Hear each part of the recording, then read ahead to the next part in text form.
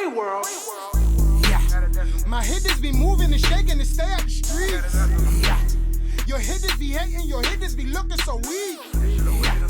My hitters be moving and shaking to stay out the streets. Yeah.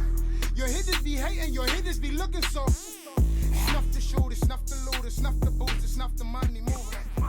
Hail to the Culture, a Washington Redskins podcast, presented to you by Good Ass Sports as always. It is your boy Rome here with my man Bryce, and we got some Monday Night Football to break down for you guys.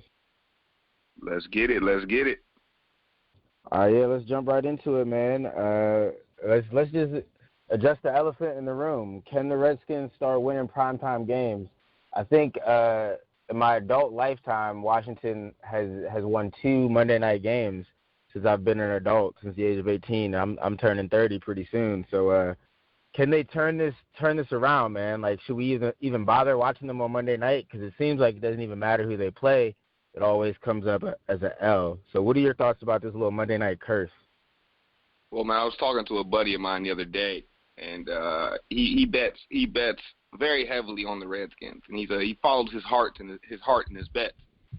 And I was telling him, man, what you need to start doing, especially in primetime games, is just bet a few dollars against us. Because, look, either way, you're going to be a happy guy. If we win, oh, well, you lost $50, $100, whatever. But if we lose, you win a couple extra dollars, you know? That's how bad we've been on primetime. And, I mean, it's really not a bad idea to do something like that because the Skins, like you said, man, Skins' primetime record is awful. And it just seems like when the bright lights are on, they don't really show up, at least when the lights are the brightest, I should say. Yeah, man, it's been a pain. Whenever I think of Monday nights, I have nightmares of it, man. I mean, we've had a couple bright spots. There was the Monday Night Miracle against Dallas. I think there was a game Monday night. I think it was the last Monday night game we won. Was where Colt McCoy beat Dallas on Monday night. So we've had a couple magical games on Monday night, but it's definitely been a loss more times than not, and a blowout loss too. So let's hope that this Bears game can go very different. So let's jump into breaking it down as it pertains to the Bears. What are your keys to winning this game against Chicago? Well, my first key, man, will be containing Mitch Trubisky. As we all know, the Redskins have trouble with mobile quarterbacks. It's almost like the more mobile the quarterback, the more trouble the Skins have with them. And seems like the pocket passers sometimes we're able to get to. But those guys that got a little mobility that can break the pocket always seem to kill us. And it's not usually with their legs on long runs, but it's just from extending plays and then finding guys open in our secondary.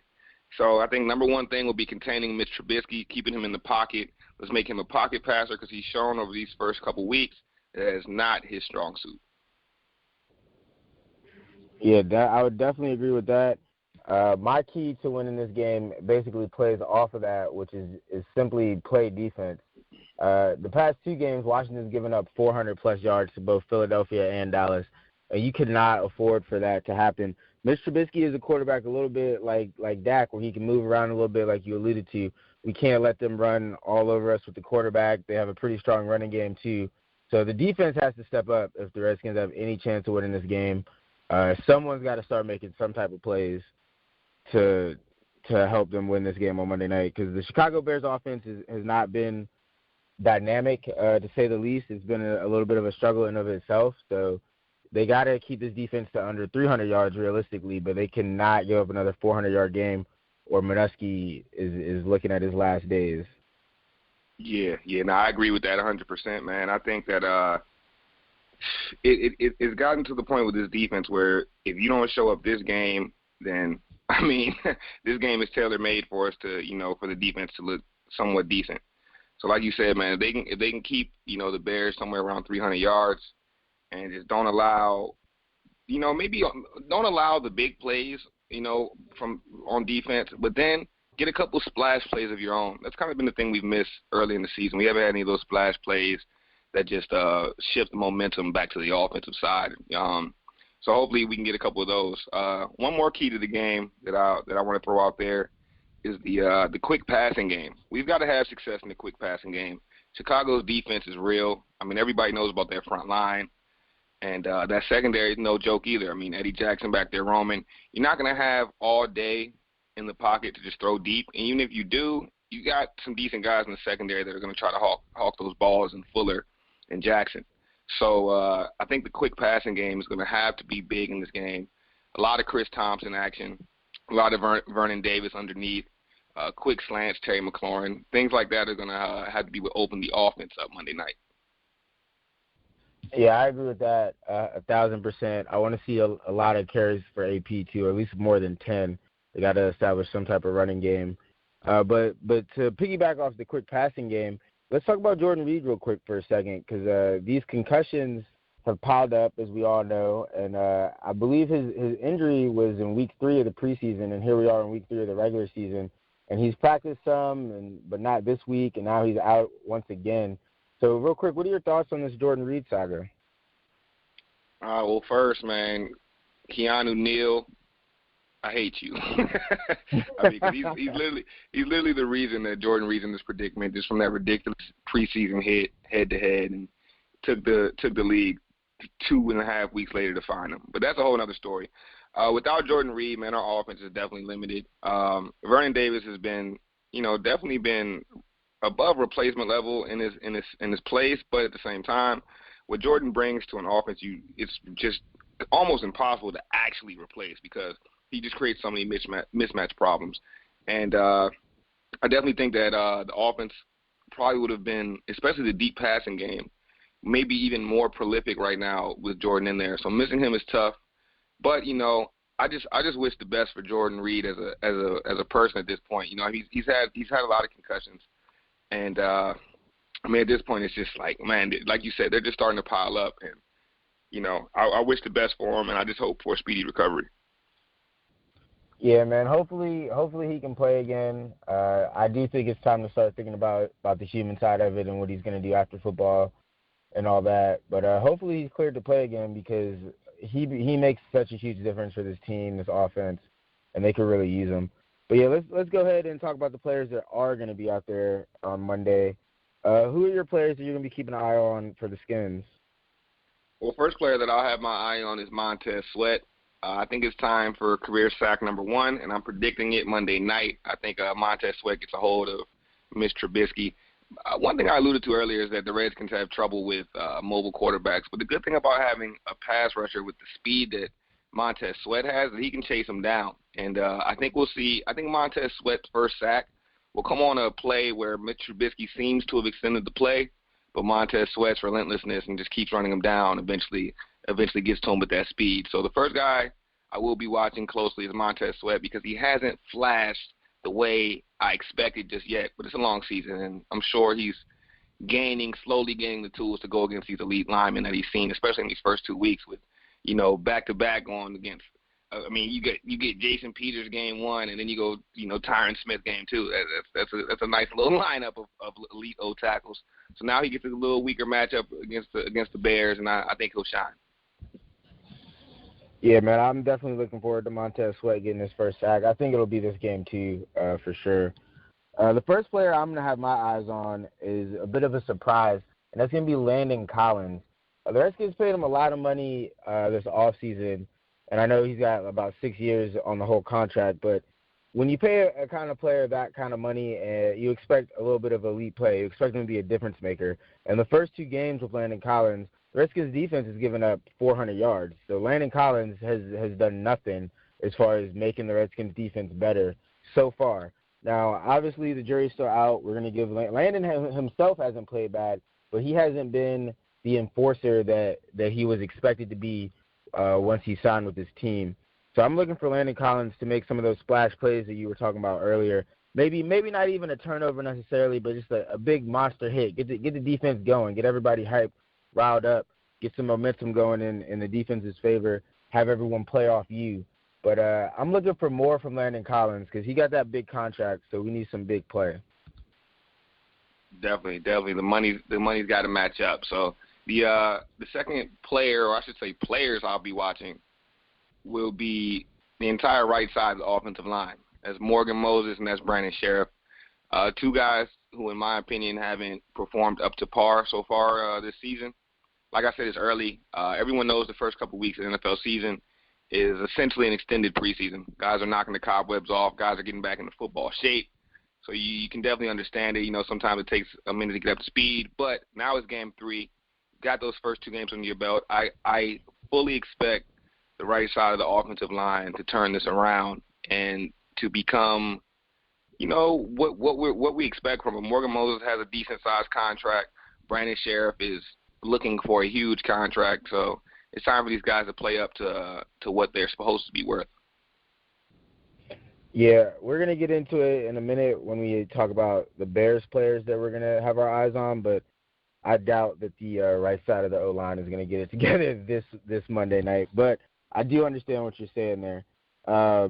My last player for the Skins that I'm going to have my eyes on is Josh Norman. The same way I said Landon Collins has that big contract, we need more from him. Obviously, we need more from Josh Norman. And the reason my eyes are going to be on Josh Norman is because the last 2 games, the defense has given up 400 yards. The other team has hit big plays. And who's been the last player we've seen falling flat on his face before the receiver gallops into the end zone? Josh Norman. That's been constant for the last 2 games. So I'm looking for that trend to stop. I'm looking for that trend to end here on Monday night. Josh Norman, much like Minuski, can't keep getting beat deep, or he might be gone too. Like, Norman has looked like a 4th-string corner. Like, I'm ready to see Jimmy Moreland take his spot. Josh Norman absolutely has to step up in this game, make some type of play, even if it's not in pass coverage, man. Give me that peanut punch, that peanut Tillman punch that he does so well. Get the ball out in some way, make some type of impact on the game in a positive way and not a negative way. I'm sick of seeing Josh Norman getting burnt. So that's going to be my other player to watch. And then we gotta keep our eyes on some of these Bears players because they got a good squad over there. So who on Chicago's team are you most worried about?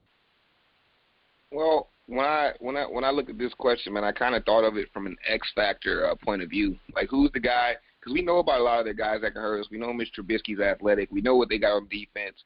We know about some of these guys. But who is that X factor that can really hurt us in the mode of the type of player that hurts the Redskins?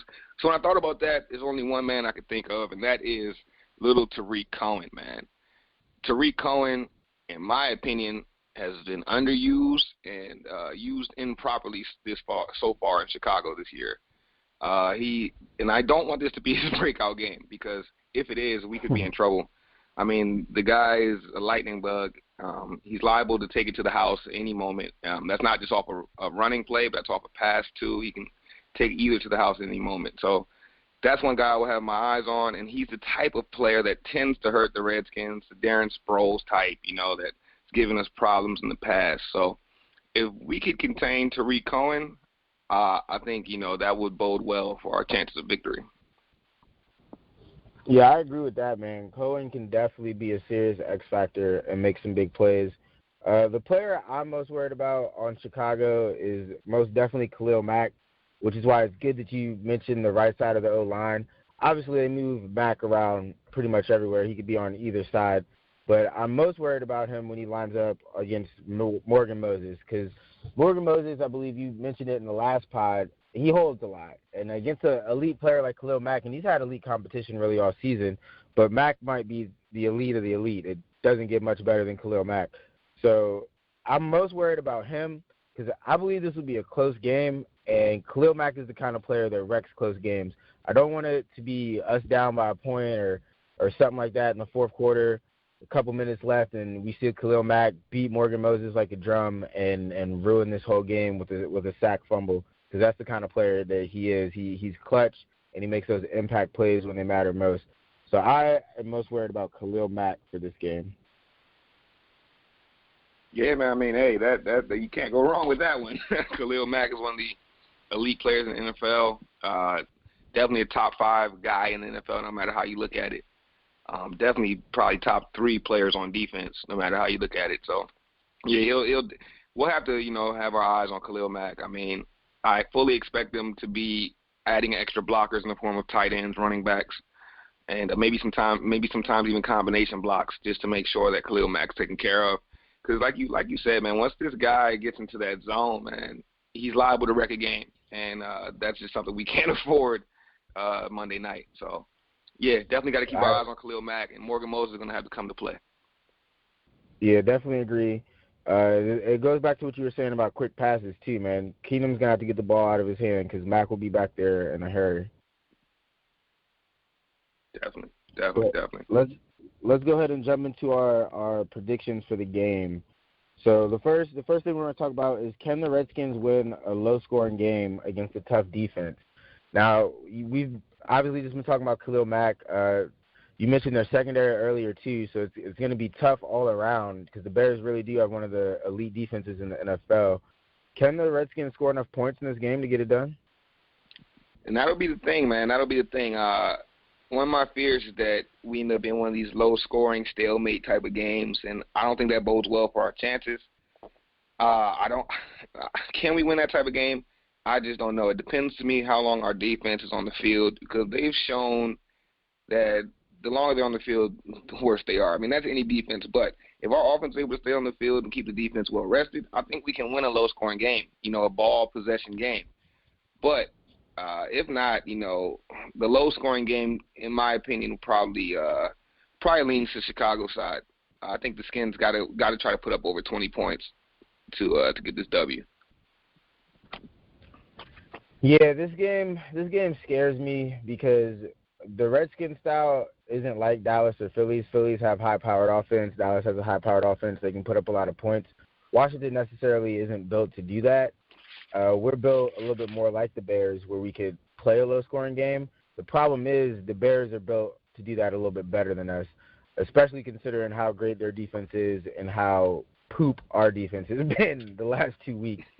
So if the defense can't turn it around, then that's what makes me the most nervous about this whole game, is how the defense is going to come out. This is probably going to be my last chance or my last time truly trusting this defense. Fool me once, shame on you. Fool me twice, shame on me. And I'm actually going to trust this defense a third time to hold the Bears to under 20 points. And I think if they can do that, then Washington will squeak out with a win. I think the defense will play well this Monday. Either they'll get a score or they'll set up the offense in the red zone to get an easy score. I'm taking Washington 17-13. Yeah, man, just to piggyback off of that, man. If the Bears are able to score over 20 points on the Skins, that's really, really bad, because the Bears' offense has been pretty much anemic this season. And I think how much, how many? I think game one they only had like 3 points or something. Like they're not scoring a lot at all. So I mean, if they're able to put up big points on the Skins, that's definitely a problem. I think you also made another good point. Keep them under 20 and score over 20. And if that's the formula right there. If you can get over 20 points, keep them under 20, you're definitely going to win the game. I mean, obviously, but you got to keep them under 20.